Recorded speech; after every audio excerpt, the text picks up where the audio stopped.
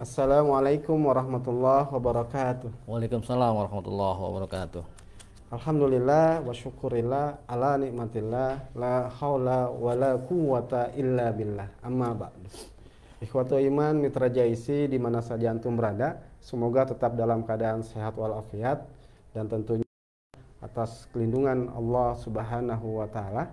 Tentunya di Jumat yang kedua di bulan Rajab tahun ini, mari sama-sama kita selalu awali dengan bersyukur kepada Allah Subhanahu wa taala atas segala nikmat yang itu semua menjadi karunia buat kita, terutama kenikmatan keimanan, keislaman, dan tentunya sehat walafiat yang ini harus selalu kita jaga.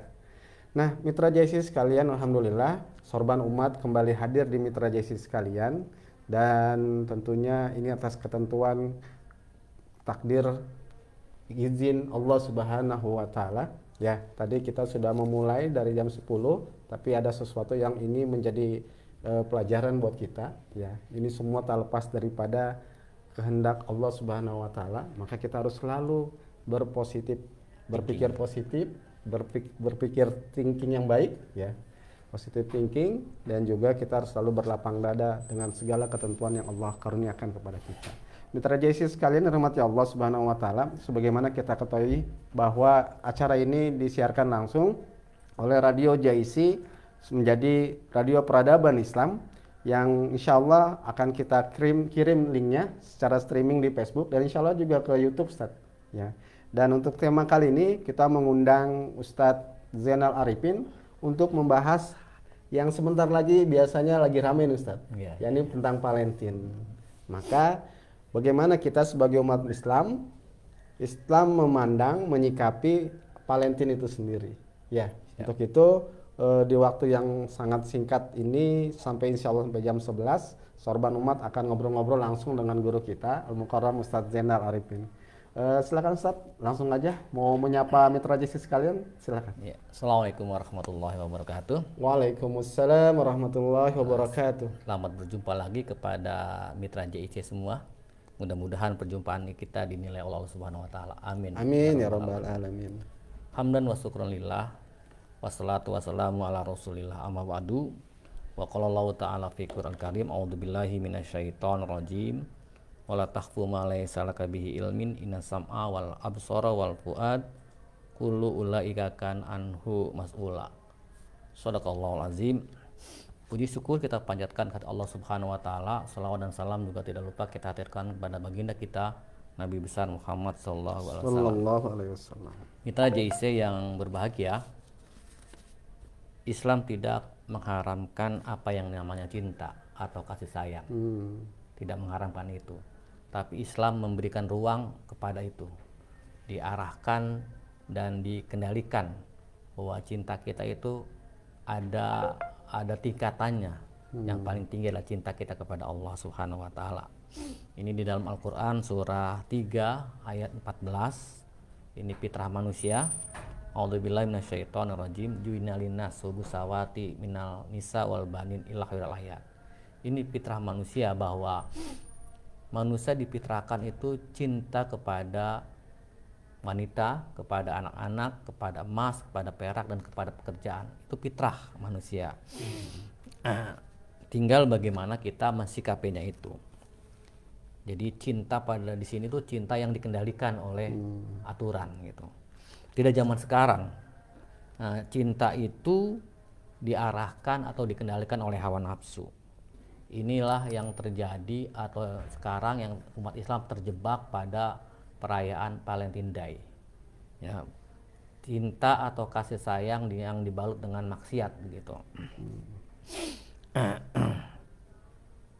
Kebanyakan umat Islam itu lupa bahwa Valentine Day itu adalah perayaan yang bukan dari perayaan agama Islam itu sendiri, tapi merupakan perayaan dari agama lain sebenarnya. Itu lupa sekali bahwa umat Islam lupa. Sejarah Valentine Day itu, ya kan, dahulu adalah perayaan bangsa Romawi, bukan perayaan umat Kristen sebenarnya. Itu perayaan bangsa Romawi, yaitu perayaan Lupercalia, yaitu perayaan mengenang atau memperingati dewa kesuburan, gitu kan. bagaimana cara memperingati pada waktu itu. Jadi pada waktu itu dikumpulkanlah muda-mudi ya kan di dalam satu gedung, dalam satu hall, dan si perempuan, si wanitanya itu menuliskan nama. Menuliskan nama, namanya ditulis, terus dimasukkan ke gentong-gentong yang ada di sekitar situ. Lalu si lelaki yang telah diundi mengambilnya, ya kan, mengambil tulisan itu dan terdapatlah suatu nama. Maka kalau namanya wanita itu dia maju ke depan dan dia menemani si pria itu dalam semalam. Tentunya menemaninya bukan main game atau main catur, tentunya tidak itu. Tapi yang menemaninya berbau, dalam tanda kutip berbau seks, ya kan, tidur bareng atau making love dan sebagainya. Itu awal cerita dari perayaan Valentine Day. Tentunya itu perbuatan yang maksiat ya, nauzubillah min zalik ya. Sampai sekarang efeknya masih ada. Sampai sekarang efeknya masih ada. Pada tahun 1496 itu ketika Romawi mengambil suatu keputusan bahwa Valentine Day itu akan, atau upacara Lupercalia yang dimulai dengan bangsa Romawi itu dijadikan perayaan gereja. Itu oleh Paus ya kan, Galadius I. Namun pada tahun 1969 perayaan Valentine Day itu dianulir, bukan perayaan gereja, itu perayaan Romawi karena perayaan itu banyak mengandung keburukannya. Lalu bagaimana sekarang di Amerika ya kan, pada tanggal 14 Februari itu dirayakan sebagai Hari National Condom Week. Artinya seminggu sebelum hari tanggal 14 dan sesudahnya itu banyak orang di Amerika melakukan seks bebas. Dikhawatirkan populasi kelahiran akan meningkat, sehingga pada tanggal 14 itu dinamakan Hari The National Condom Week, Hari Pekan Nasional Memakai Kondom, gitu. Itu nauzubillah min zalik gitu kan ya. Begitu juga di Inggris, itu yang disebut dengan The Important Day, sama Hari Bebas Seks namanya. Lalu bagaimana di Indonesia, ya kan? Sama, tidak ada bedanya sebenarnya. Setiap muda-mudi Islam terutama kebanyakan terjebak kepada hal yang demikian. Kita lihat surveinya. Pada tahun 2005, survei melalui surat kabar itu menghasilkan data dari 413% yang melakukan Valentine Day pada waktu itu ya kan, itu kurang lebih 24% itu melakukan hubungan seks setelah acara Valentine Day. Itu tahun 2005. Dilanjut tahun 2006, itu survei lebih mencengangkan lagi. Pada tahun 2006 itu ada 54% remaja Bandung telah melakukan hubungan seks, making love. Dilanjutkan dengan di Jakarta itu 51%. Itu surat kabar. Tapi ada badan independen yang melakukan survei. Ini resmi. Namanya KPAI, Komisi Perlindungan Anak Indonesia. Itu melakukan survei pada tahun 2008 tentang acara Valentine Day itu, maka didapati bahwa 62,7%, meningkat terus ya. 62,7% itu remaja SMP telah melakukan hubungan seks bebas atau making love. Benarlah apa yang dikatakan Rasulullah bahwa man tasabbaha biqaumin fahuwa minhum. Barang siapa yang menyerupai satu kaum maka itulah seperti kaum tersebut. Atau dalam hadis lain, man tasabbaha biqaumin falaysa minni. Barang siapa yang menyerupai suatu kaum maka itulah bukan umatku. Ya kan? Itulah sejarah yang ada, fakta yang ada bahwa sebenarnya hari Valentine Day itu adalah hari kasih sayang yang dibalut oleh kemaksiatan. Lalu bagaimana sikap kita sebagai seorang muslim? Tentu harusnya menolak secara tegas, ya kan? Karena sifat dari seorang muslim yang beriman itu Muhammadur Rasul wallazina ma'u asyiddau 'alal kuffar ruhamahu bainahum. Artinya menolak kegiatan atau memboikot kegiatan yang namanya fidai tersebut. Di dalam Islam hari kasih sayang itu bukan setahun sekali, tapi setiap hari harus melakukan kasih sayang tersebut. Karena Allah juga mensifati dirinya dengan Ar-Rahman Ar-Rahim, yang maha pengasih lagi maha penyayang. Sehingga perbuatan kita cinta kasih atau kasih sayang kepada sesamanya, bahkan lingkungan itu harus dilakukan dengan tiap hari. Tidak ada waktu yang temporel, yang kondisional, tidak ada. Setiap hari dia melakukan kasih sayang kepada sesamanya, kasih sayang kepada akhlak kepada tumbuhan, alam semesta dan sebagainya. Itu yang dinamakan akhlak. Inilah yang diutus pertama kali oleh Allah kepada Rasulullah, innama bu'istu liutami makarimal akhlak. Demikian. Ya, baik mitra JC sekalian. Alhamdulillah, jelas guru kita Ustadz Zainal menjelaskan kepada kita kaitan dengan akan itu Valentine. Terutama saat kita lihat dari sejarahnya, ya, itu memiliki sejarah yang tidak sama sekali ada hubungannya dengan Islam.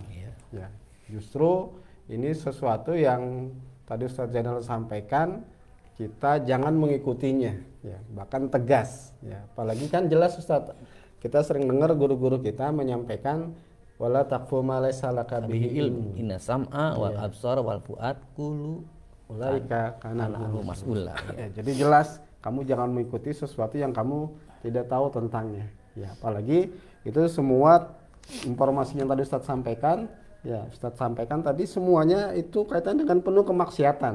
Ya, sementara justru Islam hadir mencegah kemaksiatan itu. Ya. Nah, sikap kita sebagai Muslim ini terutama kaulah muda nih Ustadz.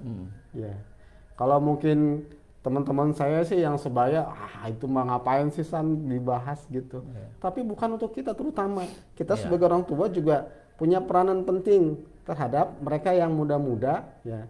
Dan kita semua bagaimana untuk mengcounter itu semua.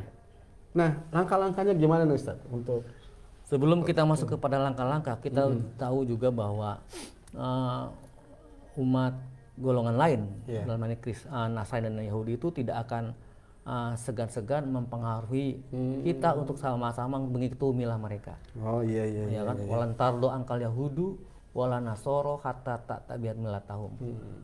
Ya kan, sesungguhnya orang yang Yahudi dan Nasrani itu tidak akan segan kepada kita, tidak bosan-bosannya supaya kita mengikuti milah mereka.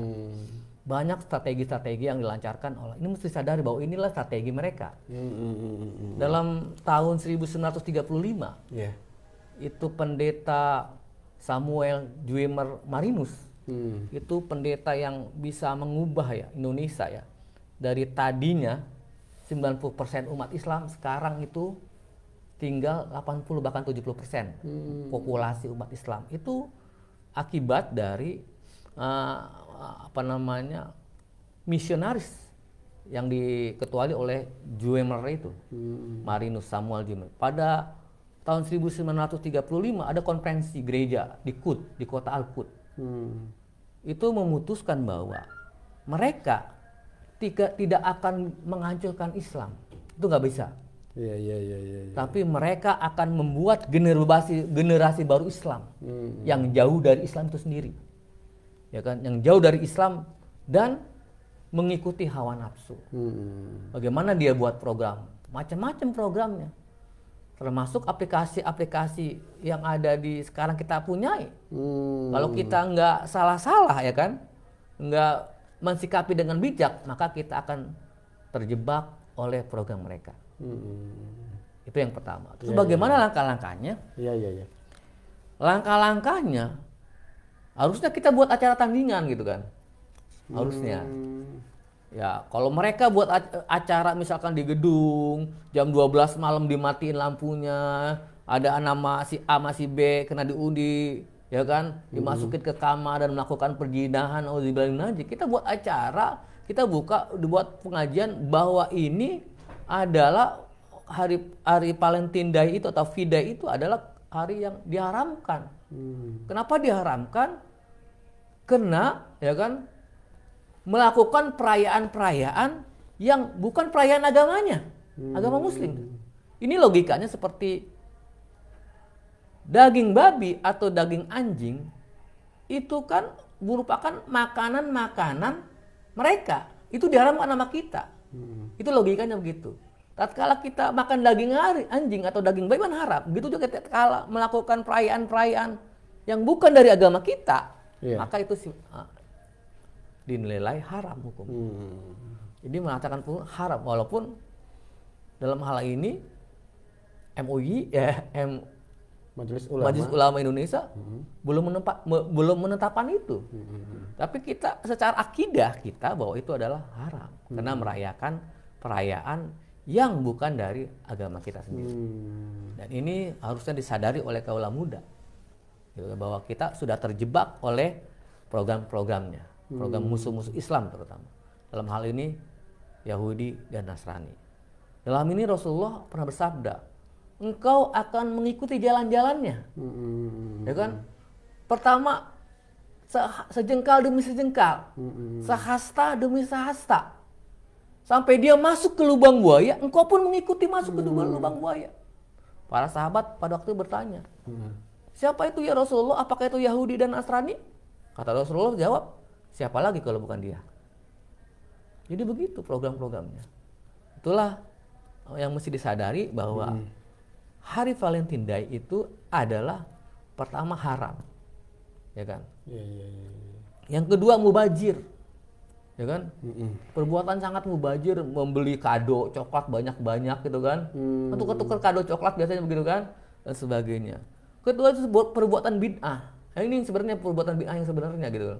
Karena tidak diajarkan oleh Rasulullah SAW. Inilah perbuatan bid'ah yang sebenarnya. Mengada-ngada. Ya, setiap yang mengada-ngada adalah bid'ah dan setiap bid'ah itu adalah masuk neraka. Nauzubillah min dzalik. Itu jawabannya. Ya. Jadi jelas Mitra Jaisi sekalian, kita terutama para orang tua terkait tanggung jawab kita sebagai orang tua kepada anak-anak kita. Iya, betul. Bahwa selalu kita tanamkan harus memiliki kekuatan akidah. Betul. Tadi kata Ustaz, akidah tauhid yang hanya terikat dan mengikatkan dirinya kepada Allah Subhanahu wa taala.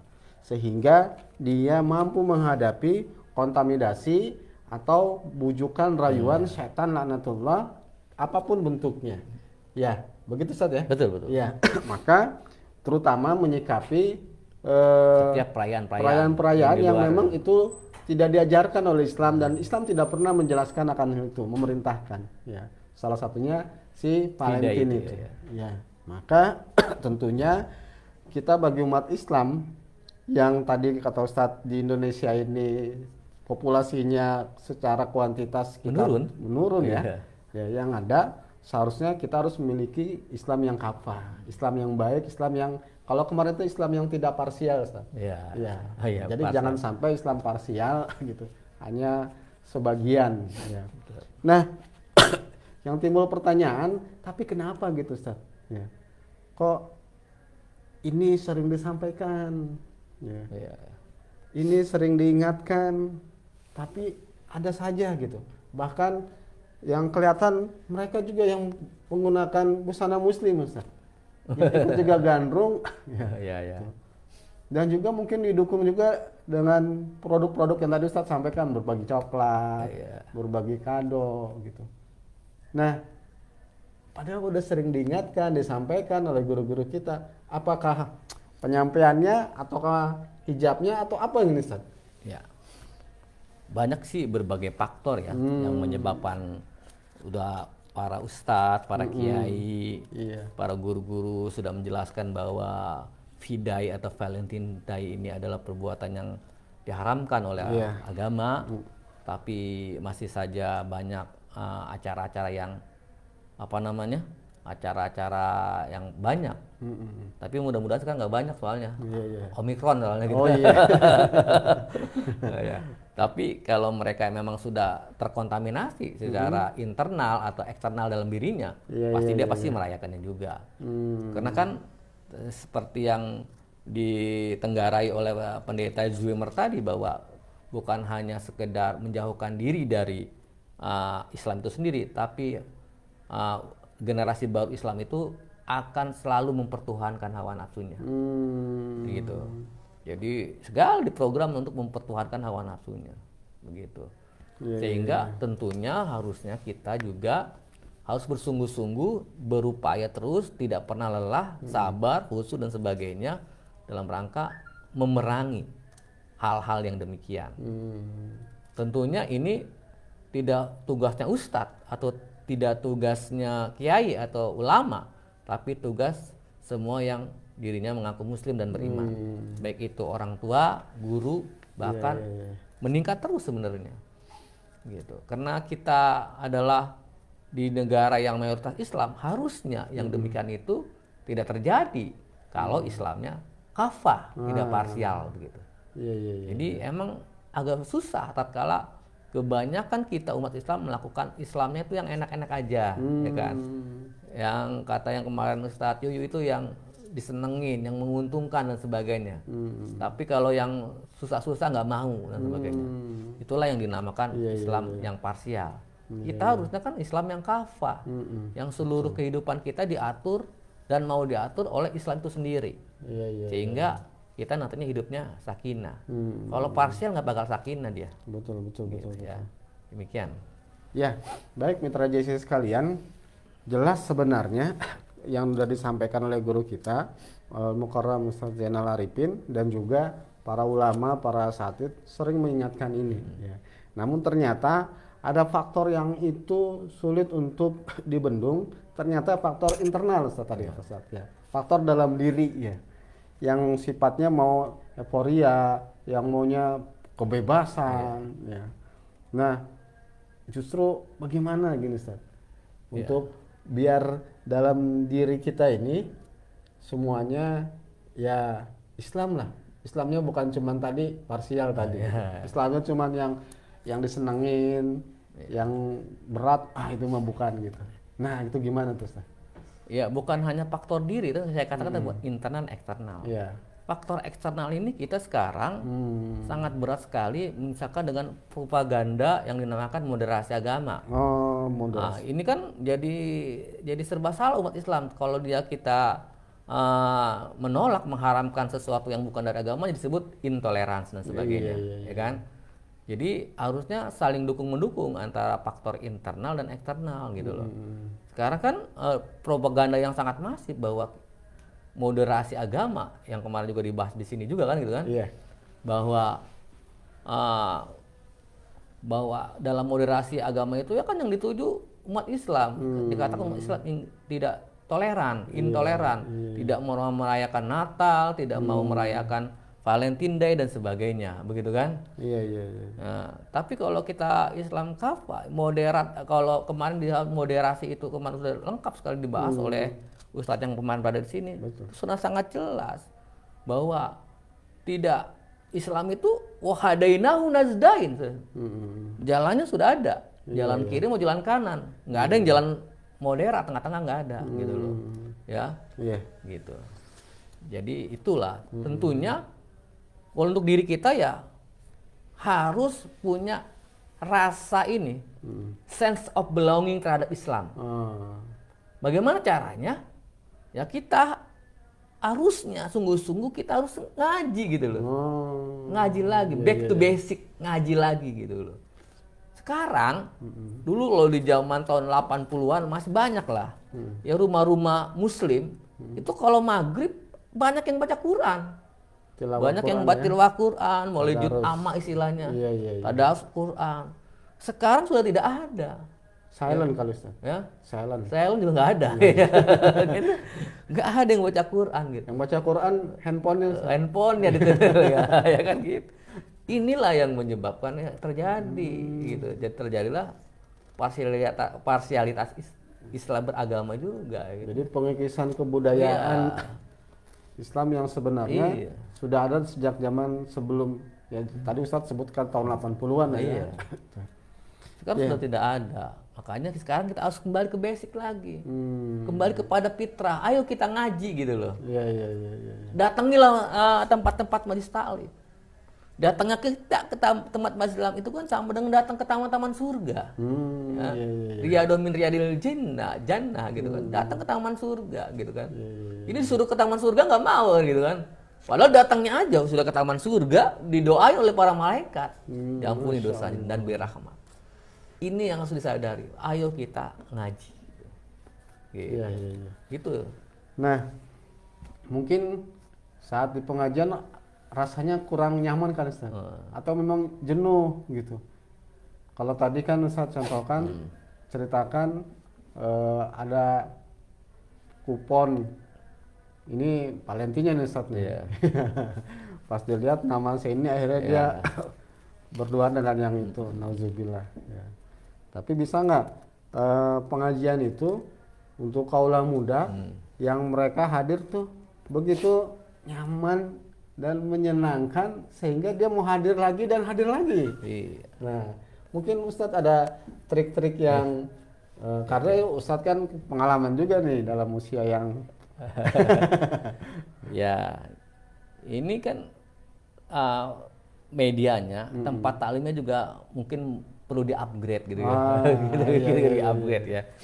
Misalkan gini, taklim-taklim kebanyakan di masjid-masjid itu kebanyakan kajian-kajiannya fikih gitu. Sehingga membosankan lah kalau fikih lah gitu kan.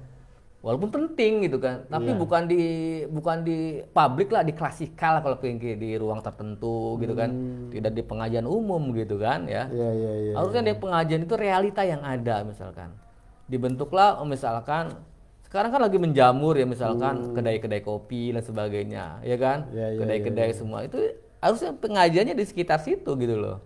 Bagaimana menarik anak muda begitu. Kita contohlah Ustadz muda yang sekarang lagi tenar ya, Ustadz Hanan Ataki ya. Di masjid Trans Studio itu ada kedai kopinya dan itu bisa habis ngaji langsung ngopi gitu kan. Ya, bisa anak. Jadi jangan ayo ngaji, ayo nongkrong di masjid gitu. Jangan ayo ngaji di masjid, nggak mau dia. Jadi, dengan bahasa-bahasa yang agak anak muda sekarang gitu ngajaknya gitu.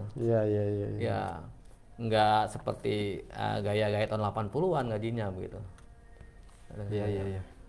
Berarti memang penting juga ya saat kita mengadakan kajian, pengajian khususnya kaula muda, kemasannya yang perlu begitu memang cocok buat mereka. Ya, sehingga mereka nyaman. Sehingga dia nyaman, paham, ngerti bahwa misalkan perayaan Valentine Day itu bukan dari agama Islam, bukan perayaan kita begitu. Dia ngerti gitu. Ternyata dia nanti lama-lama itu akan terkikis dan hilang sendiri. Tatkala seluruh saksiyah para pemuda umat Islam bangsa Indonesia itu ngerti bahwa itu bukan perayaan Islam.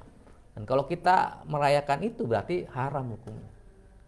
Karena itu merayakan pendeta. Sejarahnya ada 3, ada pendeta Valentino ya yang menolak keputusan kerajaan Romawi untuk wajib militer tapi menikahkan anak-anak mudanya.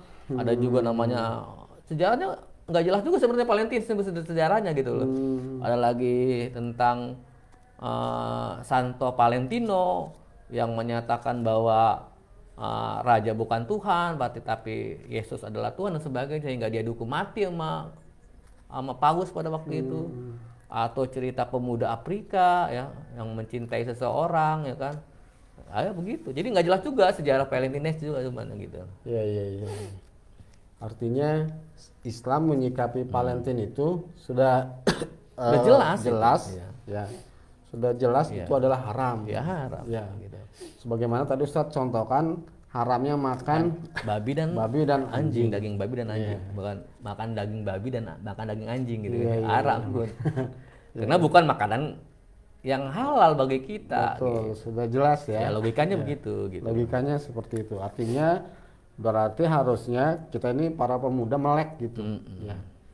Bagaimana sikap kita? Ya tinggalkan itu. Ya. Tinggalkan jauh-jauh, maka berbuatlah yang baik. Ya, baik tentunya sesuai dengan yang diinginkan, yang diajarkan Rasulullah Sallallahu Alaihi Wasallam. Gitu Ustaz ya? Ya betul. Ya.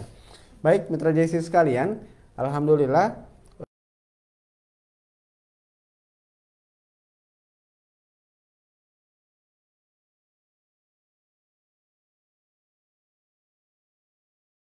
ini akan diminta pertanggungjawaban amalan-amalan kita. Sehingga kita harus memiliki sikap diri kita ini yang baik kita jalankan, ini yang tidak baik tinggalkan. Apalagi saat kita bicara baik, jelas Ustadz ya. Nah bagaimana Ustadz ngukur kebaikan itu? Ya, kebaikan itu parameternya bukan dilihat dari kebanyakan orang. Kalau orang melakukan kebanyakan, maka kita ikutin, bukan itu kebaikan. Itu kalau kita buka dalam surat Al-An'am ayat 116, janganlah kamu mengikuti kebanyakan orang. Kebanyakan orang nanti akan menyesatkan diri kamu. Jadi kebaikan itu bukan diukur oleh banyaknya orang atau tren hari ini, bukan gitu. Tapi kebaikan itu datangnya dari Rasulnya. Kayak itu. Itu jadinya. Jadi dan kalau datangnya dari Allah dan Rasulnya, kita tidak boleh ragu untuk menerima kebaikan itu. Sekecil apapun kita tidak boleh ragu kalau datangnya kebenaran itu dari Allah Subhanahu wa taala. Ya. Jadi untuk memahami itu tentu kan tadi kata Ustadz mengikuti kajian, mengikuti pengajian, majelis ilmu gitu. Ya Ustadz ya? Iya, talim. Enggak ada lagi jalan keluarnya gitu kan. Nah, talimnya gimana Ustadz biar tadi kan kemasannya itu kan yang penyelenggaranya. Nah, terutama contohnya anak muda nih pengen hijrah lah gitu, yang kerennya gitu Ustaz. Ya. Hijrah, dia mau rubah sikap dengan mengadakan pengajian. Bisa nggak Ustaz tunjukkan pengajian-pengajian yang ini menjadi referensi biar teman-teman ya para kaula muda kesini gitu.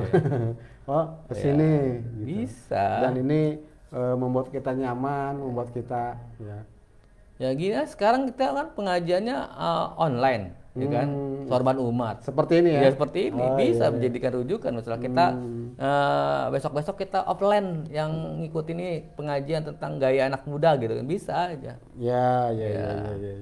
Kita nanti dirancang taklim offline gitu kan, bukan hanya online, sehingga ada yang namanya dialektika. Kalau ini kan monolog ya. Ada dialog juga nggak lihat, mungkin pakai Facebook ya kan nanyanya. Tapi kalau kita nanti offline ya kan kajian-kajiannya, maka itu ada dialektika antara murid dan guru. Di dalam Islam kan harusnya dalam kajian-kajian itu kan harus ada tanya jawab. Beda dengan agama lain. Agama lain tuh nggak ada yang tanya jawab gitu loh. Rasulullah setiap hari itu setiap habis isya pasti dia akan nanya mulu ya, bertanya sama sahabatnya, sahabat nanya. Gitu. Kalau di agama lain, mohon maaf tuh nggak ada yang tanya jawab gitu. Iya. Jadi kajian-kajiannya interaktif online, ya? Interaktif jadi offline.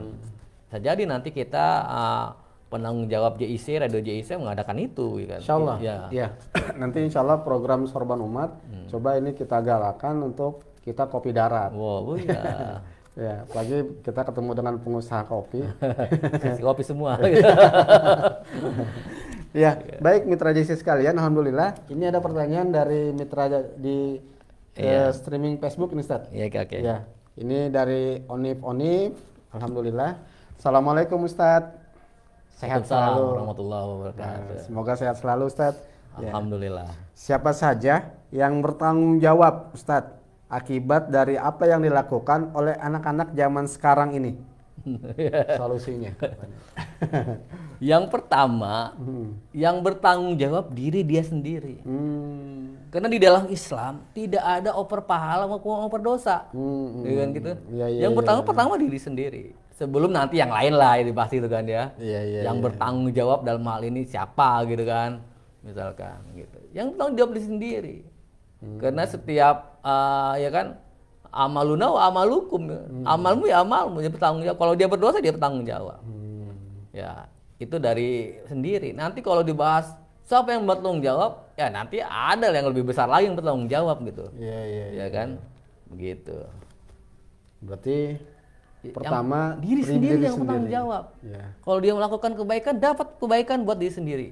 Apabila dia melakukan keburukan, ya untuk diri sendiri. Karena tatkala ada diskusi, tatkala seluruh umat manusia yang ada di dunia ini melakukan kebaikan, ya kan, tidak akan menambah kemahabesaran Allah dan kemahasucian Allah. Begitu juga sebaliknya, seluruh penduduk dunia ini melakukan keburukan atau kemaksiatan, itu tidak akan mengurangi kemahasucian kemahabesaran Allah Subhanahu wa taala. Itu dari diri sendiri. Iya. Nah, setelah diri sendiri kan dia juga ada faktor eksternal tadi. Iya. Ya, sering kita dengar Pak Bawahu. Betul. Ya. Gimana peranan tanggung jawab orang tua? Iya. Juga terutama peranan tanggung jawab penguasa. Iya. Ya, penguasa setempat, terutama pemerintah. Oh, gitu. Gimana menurut Ustaz? Ya, emang berjenjang. Ya kan? Setelah diri sendiri, orang tua atau dia sebagai orang tua gitu kan. Iya. Jadi imam untuk dirinya sendiri, bertanggung jawab terhadap tua kalau dia sebagai anak, ya kan. Kalau sebagai orang tua dia bertanggung jawab kepada anak. Yang bertanggung jawab ya pemerintahnya, begitu. Iya. Ini menjadi permasalahan, problematikanya. Apakah kita, ya mayoritas umat Islam memakai pemerintahan Islam? Itu menjadi permasalahan gitu kan. Problematikanya sekarang begitu di Indonesia. Nah, ya kan? Iya. Artinya bicara tanggung jawabnya, terutama tadi diri, juga orang tua, masyarakat. Iya. Bawahu itu bisa ketua RT, bisa ketua, bisa presiden, gitu dan sebagainya, gitu kan. Coba untuk saya tadi onip ya. Iya. Itu buka surat 17 ayat 71. Coba direnungin siapa yang bertanggung jawab di situ nanti. Ya. Gitu. Itu solusinya gitu, Ustaz? Itu solusinya. Nanti ada yang bertanggung jawab, itu yang bertanggung jawab dia. Gitu. Setelah dirinya, nanti yang lebih besar lagi, itu yang bertanggung jawab. Ya, baik mitra JC sekalian dirahmati Allah Subhanahu wa taala. Intinya ini menjadi perhatian buat kita semua. Ya. Tadi Ustadz menyampaikan bahwa rohamahu bainahum. Ya. Dan orang beriman itu bersaudara. Ya. Saling sayang menyayangi sesamanya. Ya, sehingga hari kasih sayang itu setiap hari gitu. Kasih sayang itu setiap hari. Nah, wujudnya apa Ustaz? Wujud kasih sayang sesama mukmin itu tadi. Wujud yang paling nyata ya itu adalah kita bersilaturahim. Iya. Kita kan sekarang jarang silaturahim sama teman-teman gitu kan, sama tetangga, cuma saya hello doang gitu kan. Apakah kita tetangga silaturahim ke rumah, bukan ngerumpi ya, tapi ngobrol bagaimana, sudah sholat kah, zuhur kah gitu kan, atau sekarang udah pada sehat enggak gitu. Ini watawasobil hak. Iya, jadi di dalam silaturahim nanti ada watawasobil hak, watawasobil sobri, watawasobil marham. Tiga item itulah yang menjadi unsur bahwa kita nanti tidak menjadi orang yang merugi. Wal asri innal insana tatkala tiga item itu dijalankan, kita tidak mengandung atau tidak menjadi yang dikatakan oleh Quran bahwa kita menjadi orang-orang yang rugi, ya kan? Ya, baik mitra JC sekalian, jelas ya. Bahkan Islam memberikan aturan-aturan kepada kita yang tidak lain itu biar kita tidak masuk terjerembab dalam dosa gitu ya. Adakah pergaulan Islam mengajarkan dengan lawan jenis yang bukan mahramnya gitu Ustaz? Pergaulan bukan lawan jenis, bukan mahramnya, ya sebenarnya harus ada hijab. Harus ada hijab. Boleh sih ada hijab, bisa hijab. Kan ada hijab secara pribadi, dia memakai jilbab dan sebagainya kan. Atau hijab sosial, dia jaga jarak ya. Sebenarnya yang jaga jarak sekarang udah Islamin, jaga jarak nih. Itu jaga jaraknya antara yang bukan muhrim. Tapi sholat bukan nggak jaga jarak gitu kan. Gitu. Jaga jarak karena ada virus. Gitu. Harusnya jaga jarak karena hijab sosial. Kan kata Muslim yang baik itu adalah yang pria, kalau tundukkanlah pandangan matamu. Itu hijab sosial gitu, ya kan? Atau jaga jarak. Akhirnya kalau dia mau ngobrol berdua, harus ada temennya lagi dong, nggak boleh berduaan, ya kan begitu. Itulah Islam ajarkan itu. Ada hijab, namanya hijab pribadi, dia memakai jilbab, mata untuk cowoknya, pandangan matanya ditundukkan dan sebagainya. Hijab sosialnya jaga jarak. Nggak seperti sekarang kan ya, bablasan gitu kan pergaulannya. Tapi itu kan pergaulan Ustaz. Ya. Masa nggak boleh bergaul gitu katanya? Ya tidak boleh. Tidak boleh ya. Banyak yang dicontohkan. Kita kan contohnya kebanyakan film ya. Iya, iya. Ya, misalkan kalau generasi sekarang filmnya Dilan 1990 ya. Kan gitu kan. 1991 itu contoh-contoh film yang Saya baru tahu. ya gitu kan. Ini. Contoh-contoh film tentang pergaulan yang sangat bebas gitu lah gitu kan. Kalau di zaman saya ada filmnya Catatan Si Boy dan sebagainya gitu kan. Gitu. Ya berarti saat kita pergaulan dalam kehidupan itu, kita benar-benar harus mencontoh yang baik. Iya. Ya. Tentunya Rasul yang baik. Contohnya adalah Rasulullah Sallallahu Alaihi Wasallam. Nah, laqad kana lakum fi Rasulillahi uswatun hasanah. Iya, iya, iya. Ya. Dalam diri pribadi Rasul ada contoh yang baik bagi kita semua. Dalam setiap segi kehidupan, politik, ekonomi, sosial, budaya, pergaulan dan sebagainya, ada contohnya Rasulullah mengajarkan itu. Sebagai seorang ayah, sebagai pemuda, sebagai kepala negara, sebagai kepala rumah tangga, semuanya ya, sebagai sahabat, Rasulullah contohkan kepada kita dengan semua. Seluruh zaman, selalu up to date gitu kan ya. Iya. Nggak ketinggalan zaman. Orang yang mengatakan Islam ketinggalan zaman, dia sendiri sebenarnya yang ketinggalan zaman. Oh, iya. Berarti bisa ente ternyata telat karena memang tidak mengikuti Rasul. Iya. Gitu ya. Gitu. Iya. Ya, baik mitra JC sekalian, sungguh luar biasa nih obrolan kita pada kesempatan ini. Ya, kita bukan hanya menyikapi Valentine, ya, tapi juga kita menyikapi secara umum bahwa perbuatan-perbuatan, budaya-budaya, tradisi-tradisi, aktivitas yang di luar Islam itu kita harus punya sikap tegas. Ya. No, tidak gitu. Ya. Kalau jangan. No, kalau no say drug apa ya? Kalau enggak no say Valentine gitu kan. Ya. Karena ada begitu sekarang kampanyenya. Betul. Menolak Valentine, no Valentine die gitu dan sebagainya. Ini kan enggak ada ya kan, enggak ada tuh. Nanti mulai sekarang nih, nah teman-teman di status masing-masing nanti tanggal 14 no Valentine die, no Valentine die gitu. Semuanya harusnya begitu ya kan? Untuk melawannya gitu. Salah satunya dengan gitu ya. Ya. Baik mitra JC sekalian, alhamdulillah kita sudah di pukul 11. Oke. Keras saya kita. Ya, saat kita bicara umat, ya obrolkan tentang itu, ya tentunya ini menjadi tanggung jawab kita semua. Betul. Ya, terutama para asatid, para ulama, ya yang harus kita duduk sama untuk bagaimana membicarakan kemaslahatan umat, karena ternyata lingkungan dan alam ini juga sangat dipengaruhi oleh orang-orang yang berada dalamnya. Betul. Ya, kita sering dengar ustadz-ustadz kita menyampaikan jika sebuah penduduk negeri itu beriman dan bertakwa, ya, berarti iman bertakwa kan menjalankan perintah Allah dan meninggalkan larangannya. Apapun itu, apakah Valentine, apakah Bulentin, apapun jenisnya, itu dia tinggalkan. Ya. Sehingga Allah akan menurunkan keberkahan, rahmatnya, kasih sayangnya kepada negeri kita ini, terutama DKI Jakarta. Ya, dan juga sekitarnya. Sekarang lagi tinggi ya Omikronnya DKI Jakarta ya. Oh, ini merupakan ujian berarti. Ya, harus kita sikapi dengan ujian, ya, bahwa ini adalah sesuatu yang untuk pelajaran buat kita semua. Ya. Dan kita jangan takut. Betul. Ya. Baik, mitra JC sekalian, sebelum kita akhiri mungkin Ustadz ada yang mau disampaikan? Ya, seperti biasa bahwa yang terbaik ya kan. Bukan kita yang berdua di sini, tapi yang terbaik adalah yang sama-sama mengamalkan pembicara ini. Ya kan gitu kan. Jadi saya atau yang terbaik itu yang mengamalkan. Dan setiap yang benar itu datangnya dari Allah, yang salah dari kita semua.